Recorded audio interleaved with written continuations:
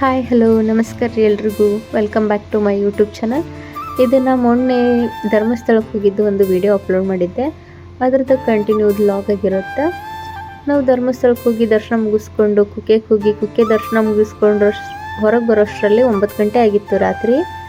ಅಲ್ಲಿಂದ ನಾವು ಉಡುಪಿಗೆ ಹೋಗಿ ಅಲ್ಲಿ ಹಾಲ್ಟ್ ಮಾಡ್ಬೇಕಂತ ಮಾಡಿದ್ವಿ. ಬಟ್ ಆಲ್ರೆಡಿ ಲೇಟ್ ಭಾಳ ಆಗಿತ್ತು. ಕುಕ್ಕೆ ಒಳಗೆ ಲಾಸ್ಟ್ 8 ಗಂಟೆವರೆಗೂ ಅಷ್ಟೇ ಬಸ್ ಇರ್ತಾವಂತ, ಅದ್ರ ಮೇಲೆ ಯಾವುದೇ ಬಸ್ ಇರಲ್ಲಂತ. ಹಂಗಾಗಿ ಅಲ್ಲೇ ಹಾಲ್ಟ್ ಮಾಡ್ಬೇಕಾಯ್ತು ನಾವು. ನೆಕ್ಸ್ಟ್ ಡೇ ಬೆಳಿಗ್ಗೆ 7 ಗಂಟೆಗೆ ಬಸ್ ಸ್ಟಾರ್ಟ್ ಆಗ್ತಾವಂದ್ರೆ ನಾವು ರೂಮ್ ಕೇಳಕ್ಕೆ ಹೋದ್ವಿ. ರೂಮ್ ಆನ್ಲೈನ್ ಬುಕ್ಕಿಂಗ್ ಇತ್ತು, ಅದು 250 ಅಷ್ಟೇ ಅಂತ. ಬಟ್ ಅವೆಲ್ಲ ಖಾಲಿ ಆಗಿದ್ದವು. ಮುಂಚೆನೇ ಮಾಡ್ಬೇಕಂತ ನಾವು, ಅದು ನಮಗೆ ಗೊತ್ತಿರಲಿಲ್ಲ. ನಾವು ಯಾಕಂದ್ರೆ ಕುಕ್ಕೆ ಒಳಗೆ ಹಾಲ್ಟ್ ಮಾಡ್ಬೇಕಂತೇಳಿ ನಮ್ಗೆ ಮುಂಚೆ ಗೊತ್ತಿರಲಿಲ್ಲ. ಲೇಟ್ ಆಗಿದ್ದಕ್ಕೆ ಹಾಲ್ಟ್ ಮಾಡಿದ್ವಿ ನಾವು, ಬಸ್ ಇಲ್ಲ ಅಂತೇಳಿ. ಮತ್ತು ಬೇರೆ ಕಡೆ ಪ್ರೈವೇಟ್ ರೂಮ್ ಕೇಳಿದ್ವಿ, ಅಲ್ಲಿ 2000 ಹೇಳಿದರು. ಟೈಮ್ ಬೇರೆ ಭಾಳ ಆಗಿತ್ತು, ಇನ್ನೇನು ಮಾಡೋದಂತೇಳಿ ಅಲ್ಲೇ ರೂಮ್ ಮಾಡಿದ್ವಿ, ಅಲ್ಲೇ ಹಾಲ್ಟ್ ಮಾಡಿದ್ವಿ. ಬೆಳಿಗ್ಗೆ ಬೇಗ ಎದ್ದು ಉಡುಪಿಗೆ ಹೋಗ್ಬೇಕಂತ ಅಂದ್ಕೊಂಡಿದ್ವಿ 7 ಗಂಟೆ ಅನ್ನೋಷ್ಟ್ರಾಗ. ಬಟ್ ಎಲ್ಲರಿಗೂ ಸುಸ್ತಾಗಿತ್ತು ಧರ್ಮಸ್ಥಳ ಮತ್ತು ಕುಕ್ಕೆ ಹೋಗಿ ಬರೋ ಅಷ್ಟ್ರಾಗ. ಹಾಗಾಗಿ ಎಲ್ಲರೂ ಸ್ವಲ್ಪ ಲೇಟ್ ಆಗಿದ್ವಿ. ಎಲ್ಲರೂ ರೆಡಿಯಾಗಿ ಹೋಗೋ ಅಷ್ಟ್ರಾಗ 9 ಗಂಟೆ ಆಯಿತು. 9 ಗಂಟೆಗೆ ನಾವು ಕುಕ್ಕೆಯಿಂದ ಹೊರಟ್ವಿ. ಕುಕ್ಕೆಯಿಂದ ನಾವು ಮತ್ತೆ ರಿಟರ್ನ್ ಧರ್ಮಸ್ಥಳಕ್ಕೆ ಬಂದು ಉಡುಪಿಗೆ ಬರಬೇಕು. 9 ಗಂಟೆಗೆ ಕುಕ್ಕೆಯಿಂದ ನಾವು ಧರ್ಮಸ್ಥಳಕ್ಕೆ ಬರೋ ಅಷ್ಟ್ರಾಗ 11 ಗಂಟೆ ಆಗಿತ್ತು. ಬಟ್ ಅದು ಬಸ್ 1 ಅವರ್ ಸ್ಟಾಪ್ ಇತ್ತು ಧರ್ಮಸ್ಥಳದೊಳಗೆ. ಅಲ್ಲಿ 12 ಗಂಟೆಗೆ ಬಿಟ್ಟು ಧರ್ಮಸ್ಥಳದಿಂದ ನಾವು ಸೀದಾ ಉಡುಪಿಗೆ ಬಂದ್ವಿ. ಉಡುಪಿಗೆ ಬರೋ ಅಷ್ಟ್ರಾಗ 3 ಗಂಟೆ ಆಗಿತ್ತು. ಆ ಸೆಕೆಗೆ ಬಿಸಿಲಿಗೆ ಎಲ್ರಿಗೂ ಸಾಕಾಗಿ ಹೋಗಿತ್ತು.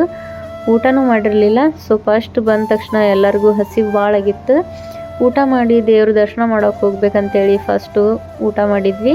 ಹುಡುಗರು ಇದ್ರಲ್ಲ, ಅವರು ತಡ್ಕೊಳ್ಳಲ್ಲ ಅಂತೇಳಿ ಅಲ್ಲಿಗೆ ಹೋಗಿ ನೋಡಿದ್ರೆ ಭಾಳ ಅಂದ್ರೆ ಭಾಳ ರಶ್ ಇತ್ತು.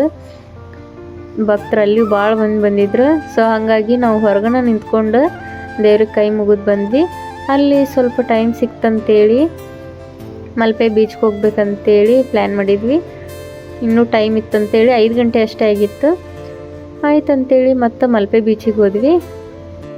ಬೀಚ್ ಅಂದ್ರೆ ಯಾರಿಗಿಷ್ಟ ಇಲ್ಲ ಹೇಳ್ರಿ, ಅಲ್ಲಿಗೆ ಹೋಗುತ್ತಲೇನೆ ಎಲ್ರಿಗೂ ಫುಲ್ ಖುಷಿ. ನಮ್ಗೆ ನೀರಾಗ ಆಡೋದಂದ್ರೆ ಸಣ್ಣವರಿಂದ ಹಿಡಿದು ದೊಡ್ಡವ್ರಿಗೂ ಅಷ್ಟೇ ಭಾಳ ಅಂದ್ರೆ ಭಾಳ ಖುಷಿ ಆಗುತ್ತೆ. ನಮ್ಮ ತನು ಬಬಲ್ಸ್ ಬೇಕಂತ ಹೇಳಿದ್ಲು, ನಮ್ಮ ತನ್ವಿಗೊಂದು ಬಬಲ್ಸ್ ಕೊಡಿಸಿದ್ವಿ. ನೋಡ್ತಿರ್ಬೋದು ನೀವು, ಎಲ್ರಿಗೂ ಫುಲ್ ಖುಷಿಯಾಗಿಬಿಟ್ಟಿತ್ತು. ಈಗ ಇಷ್ಟೊತ್ತನ ಅಡ್ಡಾಡಿ ಬೇಜಾರಾಗಿದ್ರು ಕೂಡ ಬೀಚಿಗೆ ಬರತ್ಲೇನ ಎಲ್ರಿಗೂ ಒಂಥರ ಹುರುಪಾಯ್ತು. ನಾವಂತೂ ಫುಲ್ ಅಂದ್ರೆ ಫುಲ್ ಎಂಜಾಯ್ ಮಾಡತ್ತಿದ್ವಿ. ಅದ್ರ ಜೊತೆ ನಮ್ಮ ಅಕ್ಕನ ಮಕ್ಕಳು ಕೂಡ ಈಗ ಭಾಳ ದೊಡ್ಡವರಾಗಿಬಿಟ್ಟಾರ, ನಮ್ಮ ಜೊತೆನೇ ಇರ್ತಾರೆ ಅವರು. ನನಗೆ ಹಾಗಾಗಿ ಅವರೇ ಫ್ರೆಂಡ್ಸ್ ಥರ ಅನ್ನೋ ಫೀಲ್ ಇತ್ತು. ಅದರ ಜೊತೆ ನಮ್ಮ ಅತ್ತೆ, ನಮ್ಮ ಅವ್ವಾರು, ನಮ್ಮ ಅಕ್ಕ ಎಲ್ಲರೂ ಇದ್ದರು. ಎಲ್ಲರೂ ಅವರು ಅಷ್ಟೇ ಎಂಜಾಯ್ ಮಾಡಿದರು. ನೋಡ್ತಿರ್ಬೋದು ನೀವು, ಎಲ್ರಿಗೂ ಭಾಳ ಖುಷಿಯಾಗಿತ್ತು. ನಮ್ಮ ತನೂನ ಬೇಡ ಅಂತೇಳಿ ಅಲ್ಲೇ ಆಚೆ ಕೂಡಿಸಿ ಬಂದಿದ್ವಿ. ಅವರ ತಾತ ಬಂದಿರಲಿಲ್ಲ, ಅವ್ರ ತಾತ ಕರ್ಕೊಂಡಿದ್ರು. ಆಮೇಲೆ ಅವ್ರು ನಾವೆಲ್ಲ ಮಾಡೋದು ನೋಡಿ ನಮ್ಮ ತನೂನು ಬಂದ್ಲು.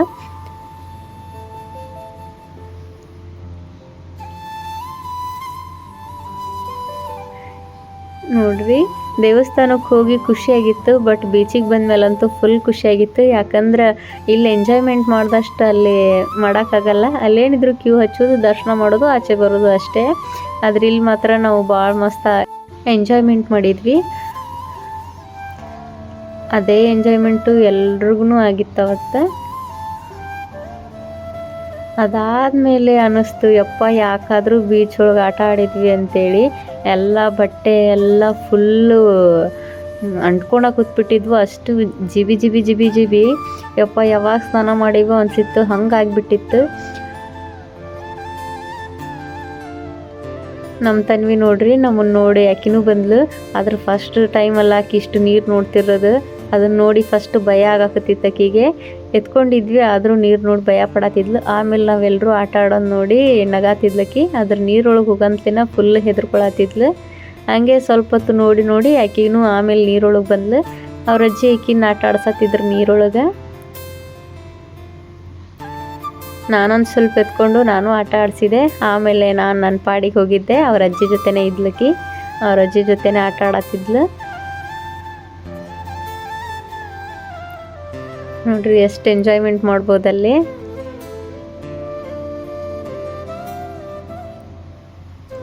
ಅಲ್ಲಿ ಭಾಳ ಅಂದ್ರೆ ಭಾಳ ಜನ ಬಂದಿದ್ರು. ಅವರು ಫುಲ್ ಎಂಜಾಯ್ಮೆಂಟ್ ಮಾಡತ್ತಾರ, ನೋಡ್ತಿರ್ಬೋದು ನೀವು. ನೀರಂದ್ರೆ ಯಾರಿಗೆ ಇಷ್ಟ ಇರಲ್ಲ, ಎಲ್ರಿಗೂ ಇಷ್ಟ ಇರುತ್ತೆ.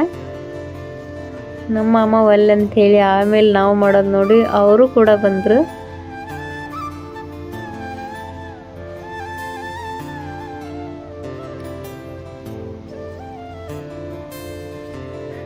ನೋಡ್ತಿರ್ಬೋದು ನೀವು ನಮ್ಮ ತನು ಎಷ್ಟು ಖುಷಿಯಾಗ್ಯಾಳ. ಆಕಿಗೆ ನೀರು ಜೊತೆ ಆಟ ಆಡ್ಸತ್ತಿದ್ದೆ ನಾನು.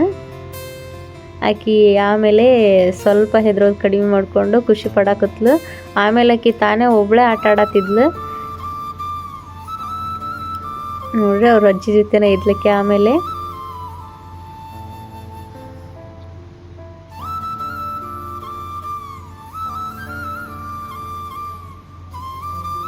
ನಾವು ಭಾಳ ಹೊತ್ತು ಟೈಮ್ ಸ್ಪೆಂಡ್ ಮಾಡಿದ್ದ ಮಲ್ಪೆ ಬೀಚ್ ಒಳಗೆ.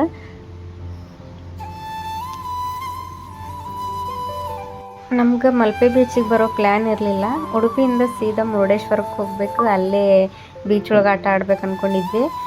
ಬಟ್ ಟೈಮ್ ಆಗಿತ್ತಲ್ಲ, ಹಾಗಾಗಿ ಇಲ್ಲೇ ಹೋಗ್ಬೇಕಂತೇಳಿ ಅಂದ್ಕೊಂಡು ಇಲ್ಲಿಗೆ ಬಂದ್ವಿ. ನಾವೆಲ್ಲರೂ ಬೀಚ್ ಒಳಗೆ ಆಟ ಆಡತ್ತಿದ್ವಿ. ನನ್ನ ಮಗಳು ಮಾತ್ರ ಬೇರೆ ಕಡೆ ಬಂದು ಒಬ್ಬಾಕೆ ಆಟ ಆಡತ್ತಿದ್ಲು. ಅದನ್ನ ಅವ್ರ ತಾತ ಕ್ಯಾಪ್ಚರ್ ಮಾಡ್ಕೊಂಡಾರ. ನೋಡ್ತಿರ್ಬೋದು ನೀವು ಆಕಿ ಎಷ್ಟು ಚಂದ ಆಟ ಆಡತ್ತಾಳಂತೇಳಿ. ಅವ್ರ ತಾತ ಅದನ್ನ ವಿಡಿಯೋ ಮಾಡತ್ತಾರ ಆಕಿ ಆಟ ಆಡತ್ತಿರೋದು. ನಮ್ಗೆ ಆಕಿ ಇಲ್ಲಿರೋದೋ ಗೊತ್ತಿಲ್ಲ. ನಾವು ನಮ್ಮ ಪಾಡಿಗೆ ನೀರೊಳಗೆ ಆಟ ಆಡತ್ತಿದ್ವಿ. ಆಕಿ ಯಾರ ಕರೆದ್ರೂ ಬಂದಿಲ್ಲ, ತನ್ನ ಪಾಡಿಗೆ ಆಟ ಆಡತ್ತಾಳ. ಆಮೇಲೆ ನಾ ಕರೆಕ್ಟ್ ಬಂದೆ, ನನ್ನ ಜೊತೆನೂ ಬರಲಿಲ್ಲ ಆಕಿ, ಎತ್ಕೋಬೇಡ್ರಿ ಅಂತೇಳಿ. ಆದರೂ ಆಕಿ ಆಟ ಆಡೋದು ನೋಡಿ ನನಗೂ ಭಾಳ ಖುಷಿ ಆಯ್ತು. ಹಾಗಾಗಿ ನಾನೇ ಆಕಿನ ಹತ್ರ ಬಂದೆ ಆಟ ಆಡೋದು ನೋಡಿ. ನಾ ಬರೋದು ನೋಡಕ್ಕೆ ವಾಪಸ್ ಹೊಂಟಿದ್ಲು. ಆಕಿ ಗುಸುಗಳು ಓಡಕ್ಕೆ ಬರಲಿಲ್ಲ, ಅಲ್ಲೇ ನಿಂತು. ಅವ್ರ ತಾತ ಅದನ್ನೂ ವಿಡಿಯೋ ಮಾಡ್ಕೊಂಡಿದ್ರು. ನಂಗದು ಆ ಕ್ಲಿಪ್ ಭಾಳ ಇಷ್ಟ ಆಯ್ತು. ಸೊ ಹಂಗಾಗಿ ನಾ ಅದನ್ನೂ ತೊಗೊಂಡೆ ಈ ವಿಡಿಯೋ ಒಳಗೆ.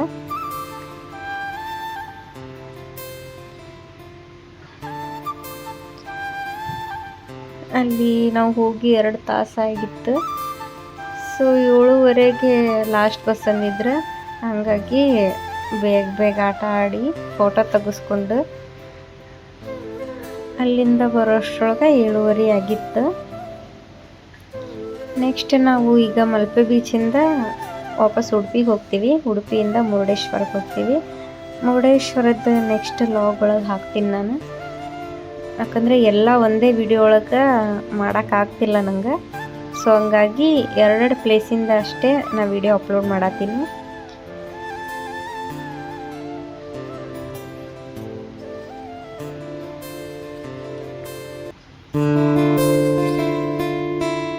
Thank you for watching. Please subscribe my YouTube channel.